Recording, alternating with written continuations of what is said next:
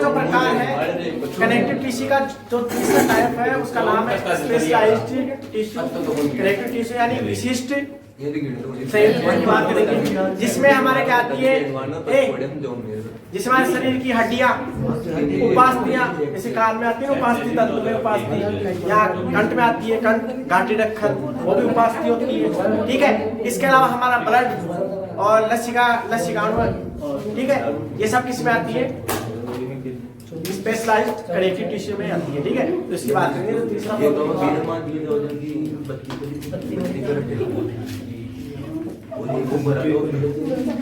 Specialised connective,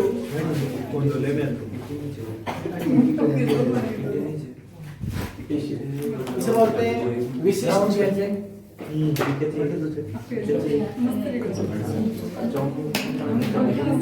संयोजी। ठीक है, तो इसमें क्या होती है, कोशिका क्या है, विशिष्ट कार्यों को संपादित करने के लिए क्या होती है, रूपांतरित हो जाती है। जैसे शरीर में देखो हड्डियां, ये ढांचा जो कंकाल है, अगर ये नहीं होता तो हम क्या ऐसे सीधे खड़े हो पाते? नहीं सर, नहीं हो पाते, पत्थर की तरह समझ जाते ऐसे है ना, ऐसे हो जाते। तो हड्डियां हो गई हमारी, ठीक है, तो इस प्रकार से क्या है कि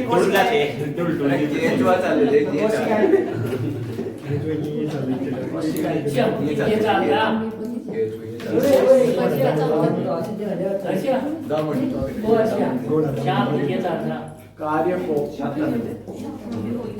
विशेष क्या होता है, कोशिकाएं विशेष कार्य को संपादित, खराब हो रहा है, ऐसे ही कर दो, थोड़ी चीनी लाओ,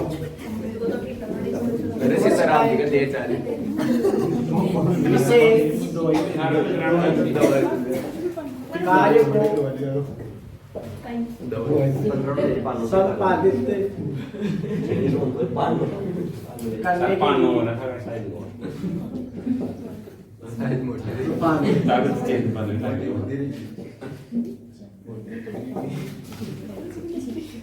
हो जाती है।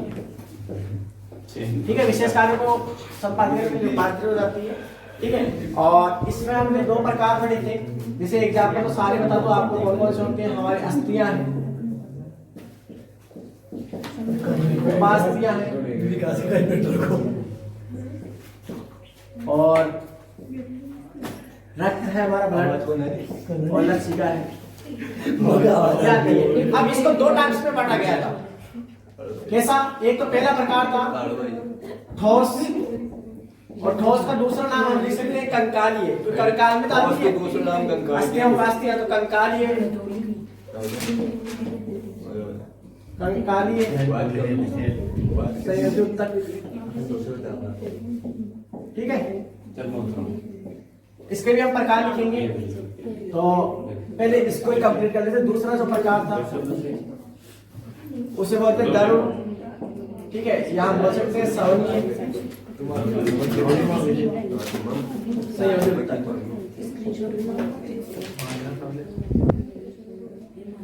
अब इसमें कौन कौन सी आती है वो देखो। ठीक है, तो कंकाली पेशी की बात करते हैं। अब देखो इसमें पहले इसकी डिफिनेशन कर लेते हैं, प्रकार बात देखते हैं। देखो कंकाली के कंकाल से जुड़ी है, तो इनमें क्या होता है, जैसे कॉन्ड्रोसाइट, ध्यान सुनना, कॉन्ड्रोम्यूकोप्रोटीन या ओसिन प्रोटीन। ठीक है, क्योंकि ये जो जितना भी कोलेजन तंतु ये थे ना, इनकी मात्रा बढ़ती रहती है। जैसे हमने वो प्लांट वाला पढ़ा था ना, याद हो, सुबेरिन लिग्निन का जमा होता रहता है। ऐसे यहाँ पर क्या होता है कि ओसिन प्रोटीन जो हड्डियों में पाया जाता है, कॉन्ड्रोसाइट या कॉन्ड्रोम्यूकोप्रोटीन जो इन उपास्थियों में पाया जाता है। ठीक है, इनकी मात्रा, या फाइब्रिन प्रोटीन, इनकी मात्रा बढ़ती रहती है। ठीक है, तो इनकी मात्रा बढ़ने से क्या होता है, इनमें जमा होता है, ठोस अवस्था बदल जाती है। इसके अलावा क्या होता है, इनमें कैल्सिकृत हो जाती है, मतलब इसमें क्या कैल्शियम का जमा हो जाता है, फॉस्फेट का जमा हो जाता है, मैग्नीशियम तत्व का जमा हो जाता है, ये थोड़ा ठोस हो जाता है। ठीक है, तो ये क्या है, कंकाल का निर्माण करता है। ये क्या करता है, ठीक है,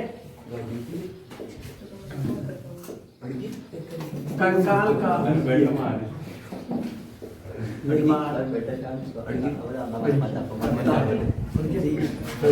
कंकाल का निर्माण करे, कंकाल का निर्माण करता है। ठीक है, कॉन्ड्रो साइट यानी कॉन्ड्रो म्यूकोप्रोटीन, म्यूकोप्रोटीन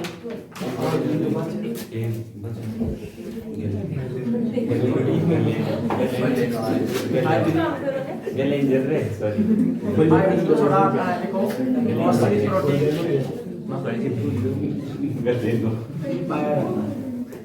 ठीक है,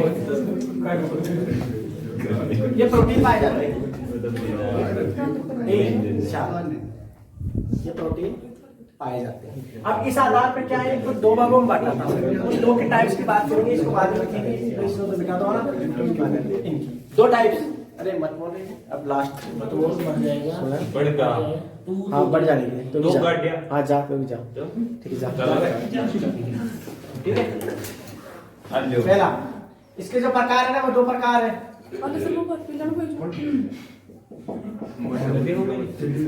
वो सवनीय संयोजक, इसको दरो संयोजक उत्तेजक बोल सकते हैं, ठीक है। इसमें देखो पहला एग्जांपल क्या है, एक तो आती है उपास्थीय यानी कार्टिलेज। अब इसके बारे में लिखेंगे, देखो आपकी जो कान है ना, कान ये, इसमें देखो तंतु में उपास्थि पाई जाती है, उपास्थि होती है। इसके अलावा आपने घाटी ढक्कन पड़ा होगा, बहुत जन को श्वसन मार्ग में जाने से रोकता है घाटी ढक्कन, ठीक है, एपिग्लोटिस बोलते हैं, वो भी उपास्थि है। इसके अलावा यहाँ मस्तिष्क के अंदर की ओर हाई लाइन होता है, ठीक है, कचाप, यहाँ की जो कंठ, ये जो टेटुआ बोलते हैं अपनी भाषा में, हाँ देखो ये ग्रंथि होता है, इस ग्रंथि को हम बोलते हैं थायराइड ग्रंथि, और थायराइड का अग्रभाग क्या उभर कर बाहर आता है, उस समय लगता है, इस है ना, इसे बोलते हैं एडम्स एप्पल्स, या अपनी भाषा में टेटुआ। तो यहाँ की जो हड्डी होता है एक प्रकार से, वो हड्डी भी, हड्डी का मतलब क्या, हड्डी तो क्या बोलते हैं, उपास्थि हो रही है, तो हड्डी की तुलना में उपास्थि थोड़ी नाजुक होती है, कोमल होती है, ठीक है, क्योंकि उसमें कॉन्ड्रो म्यूकोप्रोटीन पाया जाता है। तो इसके बारे में है जो मेन बातें क्या है, तो वो लिख लो आप, हड्डी की अस्थि की तुलना में, अस्थि की तुलना में, अस्थि यानी हड्डी, अस्थि की तुलना में लचीला, ठीक है, लचीला अस्थियों को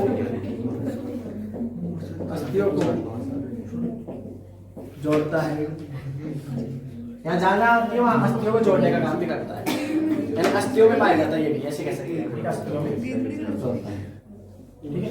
इसके अलावा ठीक है, कॉन्ड्रो म्यूको प्रोटीन पाया जाता है, और ऐसी सेल्स को, इसकी जो सेल्स होती है उन सेल्स को कॉन्ड्रोसाइट बोलते हैं। डायरेक्ट क्वेश्चन पूछेगा आपसे, कॉन्ड्रोसाइट कोशिका इससे संबंधित है, ठीक है। तो कॉन्ड्रोसाइट, इसकी सेल्स या कोशिकाएं कॉन्ड्रोसाइट कहलाती है। क्यों कहलाती है? क्योंकि इनमें क्या जमा होता है, कॉन्ड्रोम्यूकोप्रोटीन, यानी एक प्रकार से कॉन्ड्रीन का जमा होता है, इसे कह सकते हैं कॉन्ड्रीन का ना, कॉन्ड्रीन का जमा, ठीक है। तो ये कहाँ होती है, अब समझ गए आप। तो एग्जांपल आप इसके लिखना चाहो तो एग्जांपल लिख लो इसके, ठीक है। जैसे ये इसके पे प्रकार है, तो प्रकार देख लो एक बार। प्रकार 3 प्रकार के हैं, इसके ज्यादा दिखाने की जरूरत है नहीं, पहला, दूसरा, तीसरा। एक तो था हाईलाइन, हाईलाइन को बोलते काचाप। एक होती है तंतु में, ये काल में होती है, काल में सर हाईलाइन नहीं होती, वो आईलाइन होती है, वो छोरी लगाए थे तो आई शेडो को बाहर कणपिल्ला बोलते हैं इसे, कणपिल्ला भाई, ये कण होता है ना, कणपिल्ला बोलते हैं इसमें। एक होती है कैल्सिकिट, ज्यादा कैल्सी होती है, ये इसके प्रकार है। जैसे एग्जाम्पल आपने तो गाठी ढक्कन, गाठी ढक्कन के ऊपर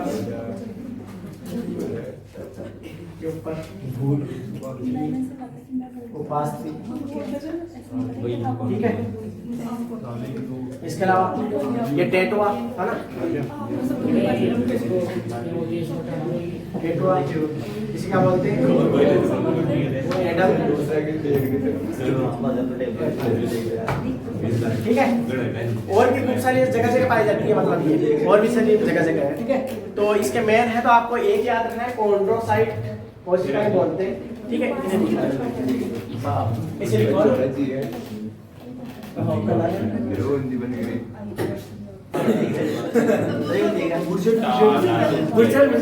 हाँ, यहाँ से देखो चल,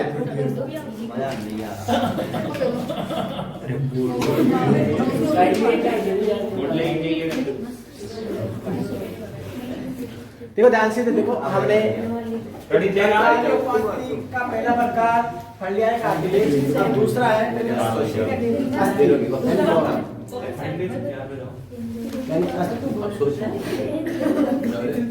और अस्थि को बोलते हैं अपनी भाषा में हड्डी, और कबाब की हड्डी, ठीक है। बीच में कौन बन रहा है? तो देखो ध्यान से, अस्थियों की बात करें, देखो अस्थियों से रिलेटेड क्या है, खूब सारी बातें हैं। वैसे इसका एक बड़ा टॉपिक है, पर मैं क्वेश्चनों की बात करूंगा, लाइनों की। देखो मैंने क्वेश्चन ज्यादा डीप भी नहीं है आपके एग्जाम की दृष्टि से। देखो इधर हड्डी की बात करें तो देखो क्या होता है, देखो इसकी जो भी पॉइंट है, एक तो शरीर में इन हड्डियों में ओसिन प्रोटीन का जमाव पाया जाता है। कौन से प्रोटीन का? ओसिन। देखो ध्यान से सुनना ना भाई, एक खूब सारी इसके बारे में, बाकी इसके खूब सारा टॉपिक होता है। हड्डी को नॉर्मल नहीं, इसमें खूब सारी डिटेल आती है। हड्डियों से संबंधित लाइनें लिखूंगा मैं, बोला नहीं है। एक तो ओसिन प्रोटीन पाया जाता है, इसकी वजह से क्या है, कठोर होती है। कैल्शियम फॉस्फेट, इनका जमाव पाया जाता है। उपास्थि उत्तक में शरीर का सबसे कठोरतम पदार्थ है ये कैल्शियम फॉस्फेट, जो दांतों की निमल परत होती है, सबसे कठोरतम पदार्थ होता है शरीर का। इसके अलावा सबसे कठोर उत्तक की बात करें, अगर चारों उत्तक हमने पढ़े ना, उपकला उत्तक हो, चाहे संयोजी उत्तक हो, चाहे तंत्रिका उत्तक हो, चाहे पेशी उत्तक हो, इन सबसे जो कठोर उत्तक के एग्जाम्पल की बात करें तो हड्डियां आती है, और हड्डियां ही है, ठीक है। हड्डियों के निर्माण की प्रक्रिया को क्या बोलते हैं? ओसिन प्रोटीन होता है, इसलिए इनके निर्माण की प्रक्रिया को बोलते हैं ओसिफिकेशन, यानी अस्थि भवन या अस्थिकरण। इसके अलावा ऑस्टियोलॉजी एक शाखा होगी, इसके अंतर्गत इनका हम अध्ययन करते हैं, ठीक है। तो ये खूब सारी और भी बातें हैं, तो इन्हें लिखो आप। तो ओसिन प्रोटीन पाया जाता है, बड़ा टॉपिक है, मैं आपको लाइन लिखूंगा, ओसिन प्रोटीन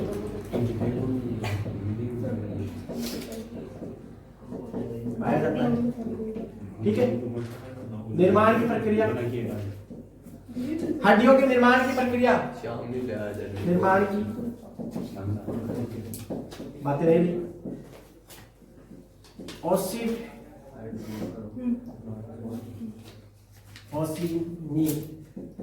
कैसे इसे बोलते हैं अस्थि भवन। हड्डी के निर्माण की प्रक्रिया कैसे बोलते हैं? हड्डियों का अध्ययन,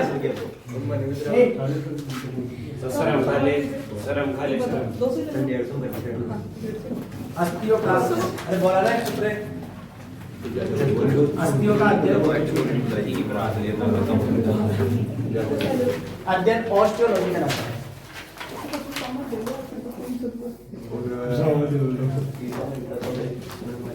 ऑस्टियोलॉजी कहलाता है। अस्थि सबसे कठोर उत्तक है, यानी आपसे एग्जाम में पूछे कि सबसे कठोर उत्तक का नाम बताइए, तो हड्डियां याद रखना है, अस्थि याद रखना है, ठीक है। अस्थि सबसे कठोर उत्तक है, ठीक है। इसके अलावा इनमें किस किस का जमाव होता है हड्डियों में? तो हड्डियों में, अस्थियों में calcium phosphate, calcium phosphate, calcium phosphate, calcium phosphate बोलते हैं कितना परसेंट? 80%। इसके अलावा कैल्शियम कार्बोनेट, 20%। इसके अलावा मैग्नीशियम 20 ग्राम 10%। मैग्नीशियम कार्बोनेट 10% और इसके साथ में क्लोराइड होता है। मतलब हड्डियों के निर्माण में क्या होता है, कैल्शियम फॉस्फेट होता है, और शरीर का सबसे कठोरतम जो पदार्थ होता है वो इनेमल परत होती है, जो दांतों के ऊपर जो परत होती है इनेमल परत, इससे दांत खराब नहीं होते। तो ये भी लिखो आप, शरीर का सबसे कठोर पदार्थ इनेमल, और इनेमल एक प्रकार से कैल्शियम फॉस्फेट ही है। ये कैसे बनाते हो आप जानते हो ना, ठीक है, कैल्शियम फॉस्फेट ये शरीर का सबसे कठोर पदार्थ, ठीक है। और ये मैंने दिखा दिया, अस्थि सबसे कठोर उत्तक है, याद रखना इसको। इसके अलावा सबसे कोमल और नाजुक उत्तक रक्त है ना, ठीक है। तो शरीर का सबसे कोमल उत्तक कौन सा है, रक्त, ठीक है, ये भी आपको याद रखना है। इसके अलावा देखो ओसिन प्रोटीन पाया जाता है। अब देखो इसके खूब सारे इसमें पेरिस्टोनियम, इसके अलग अलग जैसे टाइप्स दे रखे हैं, हड्डी के जैसे प्रकार दे रखे हैं, जैसे में बोन मेरो होती है, ठीक है, लाल अस्थि मज्जाएं पाई जाती है जिनमें रक्त का निर्माण होता है, तो ये भी आप लिख सकते हो, बोन मेरो, बोन मेरो, ठीक है, बोन मेरो यानी लाल रेड बोन मेरो की बात कर रहा हूँ, लाल अस्थि, हाँ दो लाल होता है, लाल अस्थि मज्जा, इसमें क्या होता है, रक्त का निर्माण होता है, ठीक है, रक्त का निर्माण होता है, लाल अस्थि मज्जा। इसके अलावा देखो हड्डियों से संबंधित दो एग्जांपल पूछे थे, हैवर्सिन नलिकाएं, वोल्कामोन नलिकाएं, ये मतलब इनकी डीपली है, मतलब इतना आपके बताते नहीं आपको ना, तो मैं लाइनें नहीं खड़ा हूँ, ठीक है। हैवर्सिन नलिकाएं और वोल्कामोन नलिकाएं इसी हड्डी से संबंधित है, तो ये भी लिखना आप, हैवर्सियन नलिका और वोल्कामोन नलिका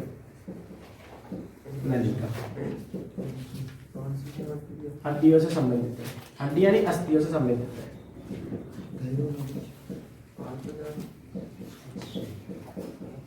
संबंधित,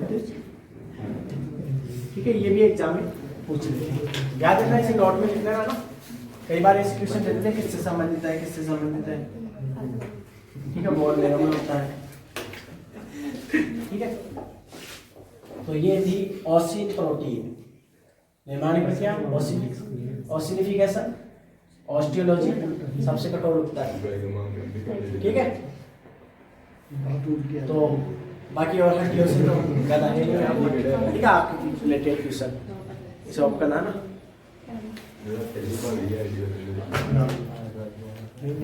हाँ बात हो रही, क्यों डांस से कंकाल से जो जगह में पढ़ लिया है, दूसरा जो प्रकार था ना वो था संयोजी उत्तक, इसे एक प्रकार द्रव अवस्था में होता है, तो तरल अवस्था, इसमें क्या आते हैं, तो ये क्या करता है, परिवहन का कार्य करता है, इसलिए सवने नाम पड़ा था, तो परिवहन का कार्य करता है,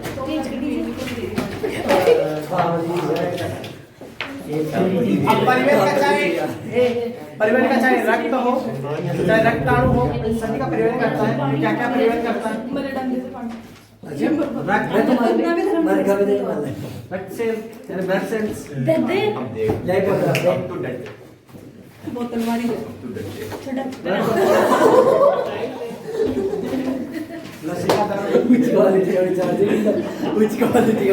आप सुनो ध्यान से, देखो शरीर के अंदर क्या होता है, जितने जैसे दो भागों में इसे डिवाइड किया है, सॉरी काई नहीं कहता देखो निकल जाए घर से इनकार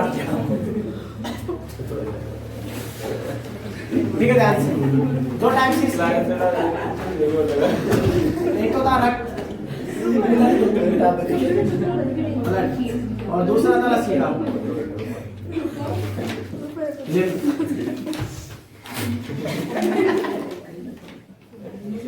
देखो ध्यान से, रक्त है, रक्त के बारे में हमने पूरा पढ़ा दिया आपको, ठीक है।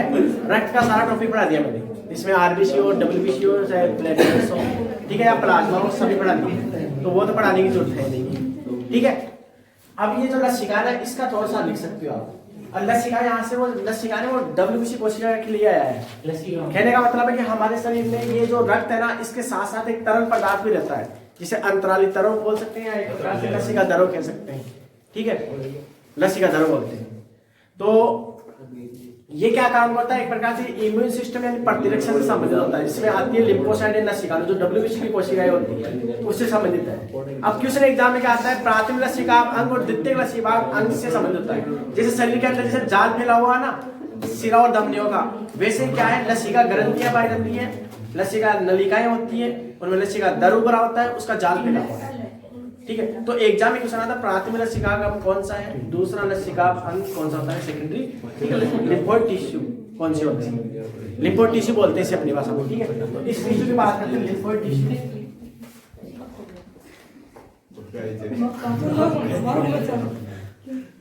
जिसके बारे में थोड़ी सी लिख लो आप। सकल कोई बात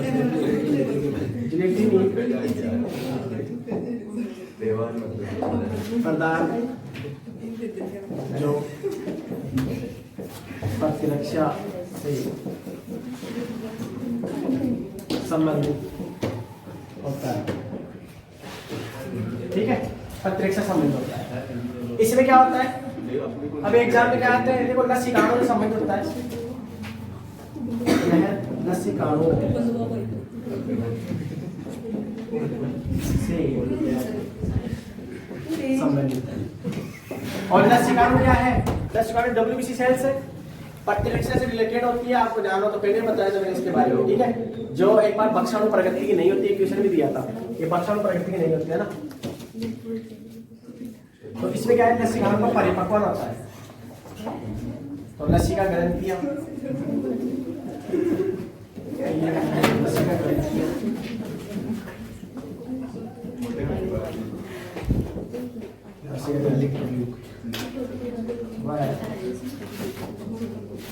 लसीका दर,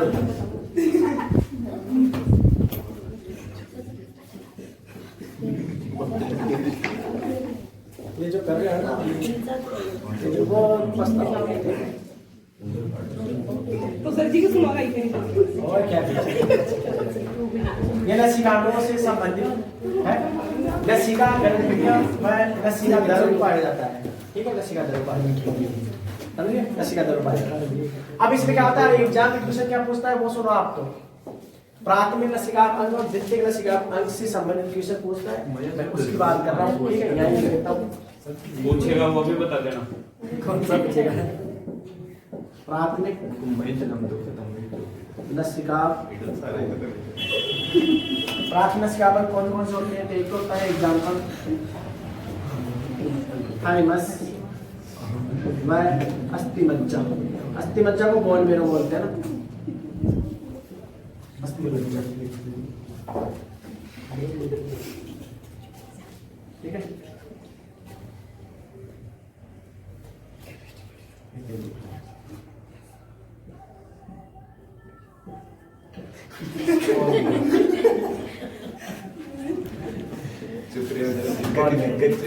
एग्जाम में मोस्ट क्वेश्चन है, देखो यहाँ पर हमारी एक ग्रंथि होती है थाइमस ग्रंथि, थाइमोसिन हार्मोन होती है, एक प्रकार का पेप्टाइड हार्मोन है, सुन लेना, यहाँ पे ग्रंथि है, यहाँ की होती है थाइमोसिन, थाइमोसिन हार्मोन स्राव करती है थाइमस ग्रंथि। लसीकाणुओं का निर्माण तो अस्थिमज्जा में होता है, डब्ल्यूबीसी कोशिका है, पर इनका परिपक्व इसी थाइमोसिन हार्मोन की उपस्थिति में होता है। तो ये एग्जाम में क्वेश्चन पूछ लेता, मैंने पहले लिखाया था, क्वेश्चन आपको याद होगा जब लसीकाणु पढ़ाया था, ठीक है। उनके प्राथमिक है और द्वितीयक लसीकाणु,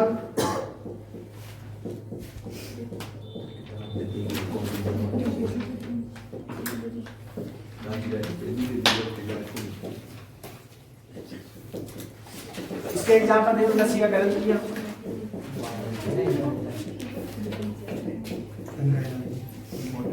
लस्सी का ग्रंथियां, स्प्लीन, स्प्लीन को हम बोलते हैं आरबीसी का कब्रिस्तान, स्प्लीन यानी प्लिया, आरबीसी का कब्रिस्तान, कब्रिस्तान, ठीक है। इसके अलावा टॉन्सिल जो गले में पाए जाते हैं, टॉन्सिल,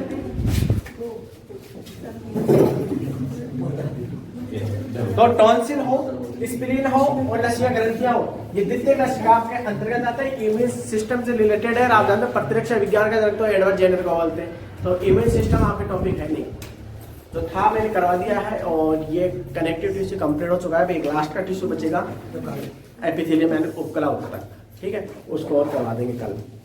फिर ये चैप्टर, फिर कीनेचुरेटर टॉपिक बचेगा, उसको मैं दिखा दूंगा, ठीक है, ऑफ करके करवा देगा।